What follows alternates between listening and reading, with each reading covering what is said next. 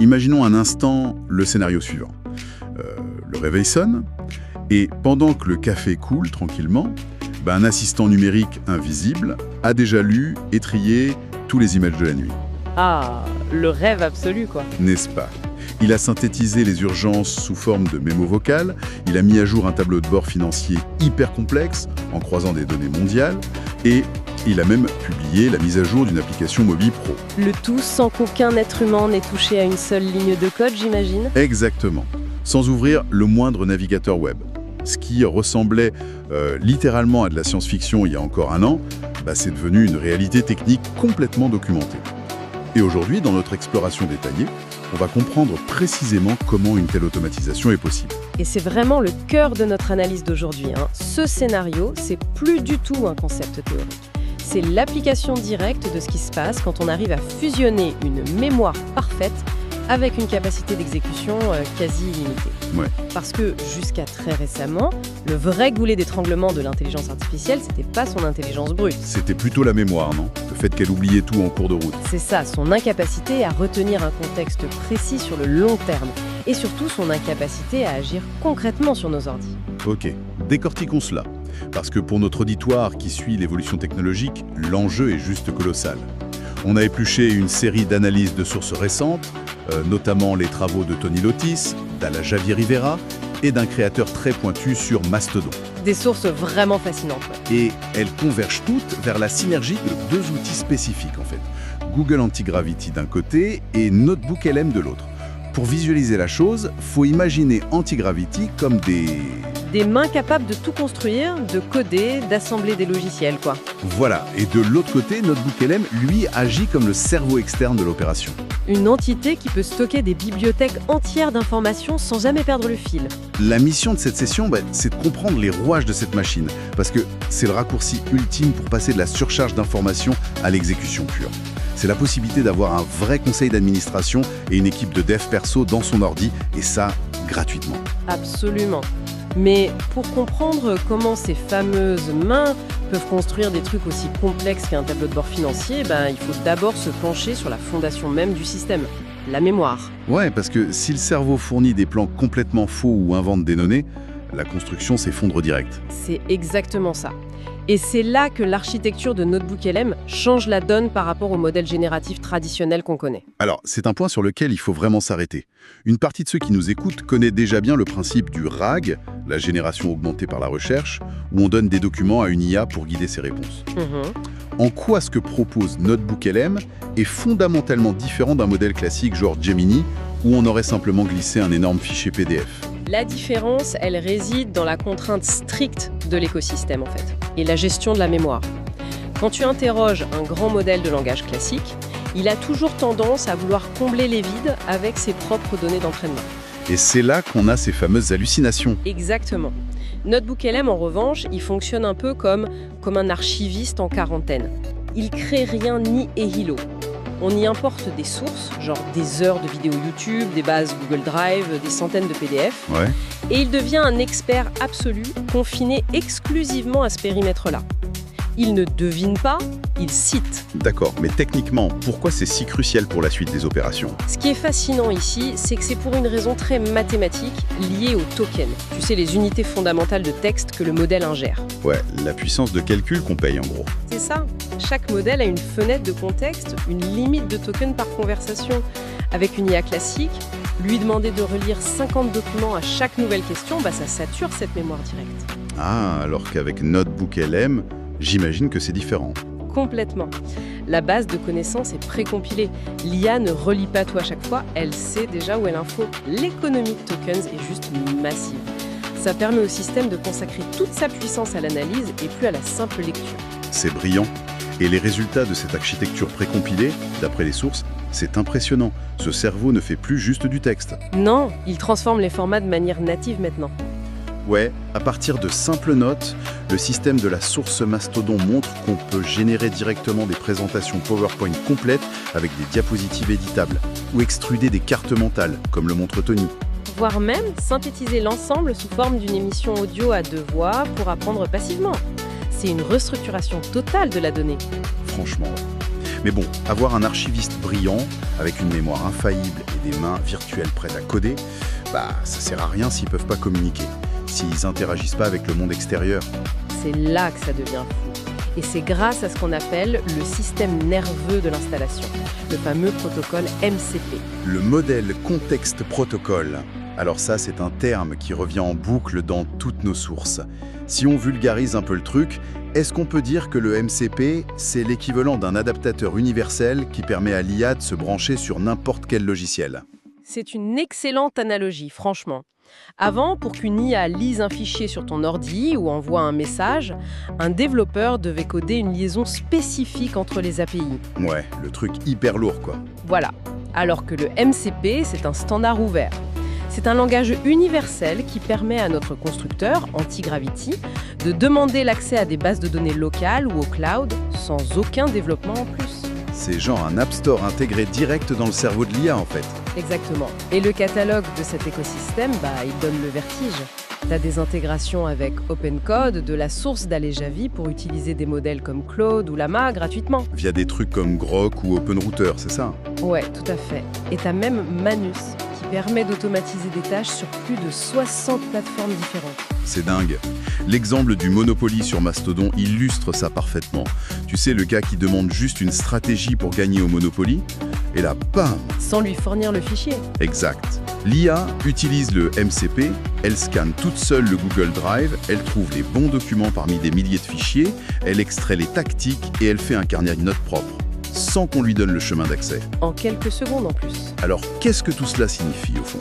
Parce qu'il y a quand même une faille évidente là-dedans, ou une inquiétude du moins.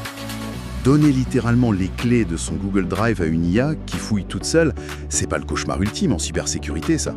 C'est une préoccupation fondamentale et c'est totalement justifié.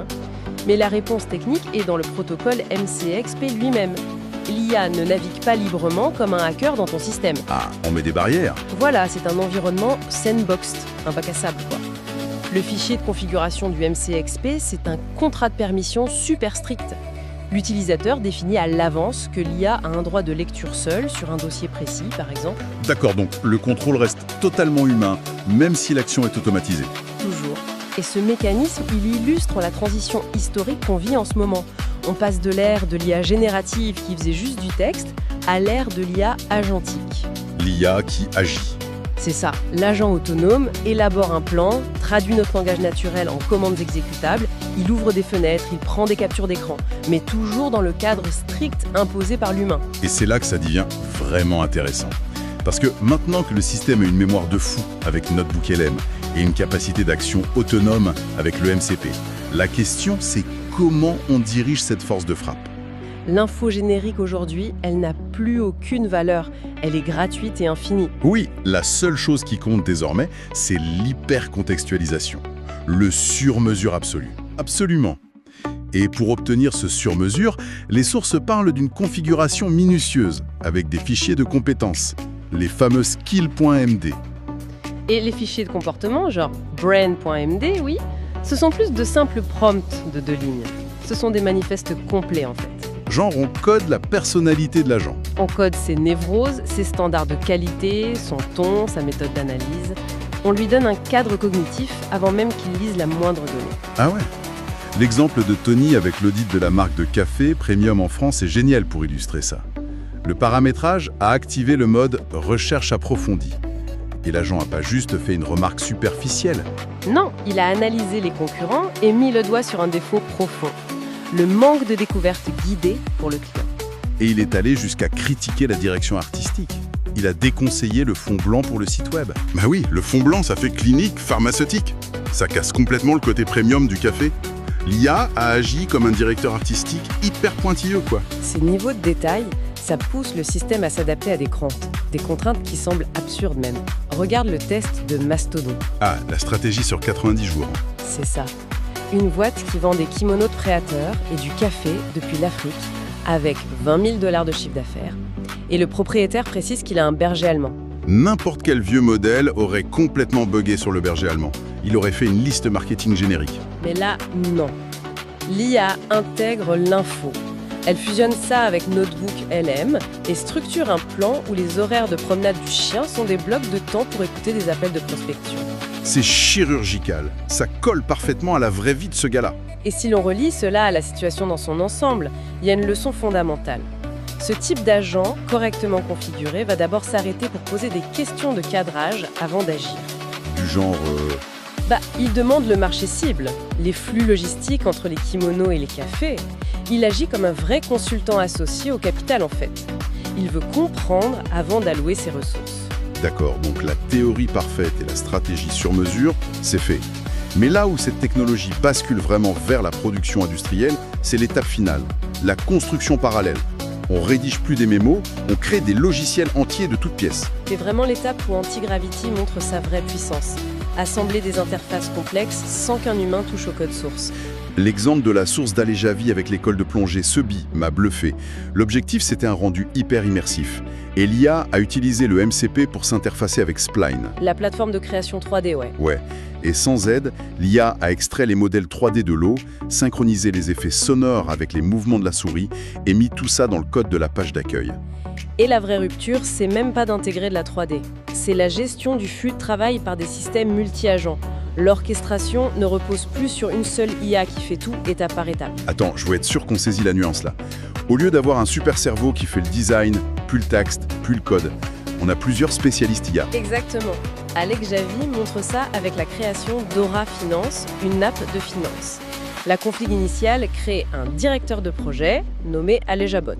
Et c'est lui qui recrute l'équipe. C'est ça, il instancie un agent chercheur, un architecte logiciel, un dev et un agent marketing. Et le truc fou de la productivité, c'est qu'ils bossent tous en parallèle. À la vitesse de la lumière. Pendant que l'architecte fait les tables de données, le dev code les boutons selon les textes que le marketeur est en train de rédiger au même moment. Et boum, il publie le tout gratuitement en quelques secondes via Firebase MCP. L'humain a juste validé l'idée de départ. La création de logiciels sur mesure devient aussi banale que d'envoyer un mail. On le voit super bien avec l'histoire des kimonos et du café. L'outil antigravité a codé direct un tableau de bord interactif sur mesure. Avec les curseurs pour les tarifs d'expédition depuis l'Afrique, les calculs financiers couplés au café... Et nourri en temps réel par Notebook LM. Le logiciel se plie à l'entreprise, pas l'inverse. C'est fou! Et les applications pratiques au quotidien, c'est pareil. Il y a ce test d'intégration avec Telegram. Un agent vocal programmé qui s'active le matin. Oui, pendant que tu te lèves, il a fouillé tes mails, identifié les urgences et il te fait un résumé vocal direct sur le téléphone. De la vraie science-fiction. Et tout ça en local, sans abonnement exorbitant et une grosse corpo. Le travail d'exécution séquentielle, ce côté laborieux de déplacer la donnée de A à B, ça disparaît en fait. Bon, il est temps de rassembler les pièces de ce gigantesque puzzle qu'on vient de disséquer. L'architecture qu'on a explorée, elle repose sur 4 piliers indissociables. D'abord, le savoir absolu et confiné avec Notebook LM. Pour garantir qu'il n'y a pas d'hallucination. Exact. Ensuite, la force d'exécution avec Antigravity. Le constructeur. Le troisième pilier, c'est le pont entre l'esprit et la matière. Le MCP qui connecte tout ça à nos fichiers et web. Et enfin, les règles du jeu. Les fichiers de compétences qui imposent un vrai comportement d'expert. Voilà. Et la combinaison de ces 4 trucs, ça permet de passer d'une idée abstraite à un logiciel fonctionnel. Ou une stratégie de marché chiffrée. Cela soulève une question importante pour ceux qui nous écoutent et qui ont soif d'apprendre. La disparition de la barrière technique. Avant, fallait des mois pour apprendre à coder ou maîtriser des serveurs. Aujourd'hui, cet obstacle n'existe plus du tout. Plus du tout. La seule limite, c'est la profondeur et la pertinence des sources qu'on donne à la machine. La curation de l'info devient la compétence reine, en fait. C'est une perspective qui donne carrément le vertige. Et ça pousse à repenser l'apprentissage, si on prend un peu de recul.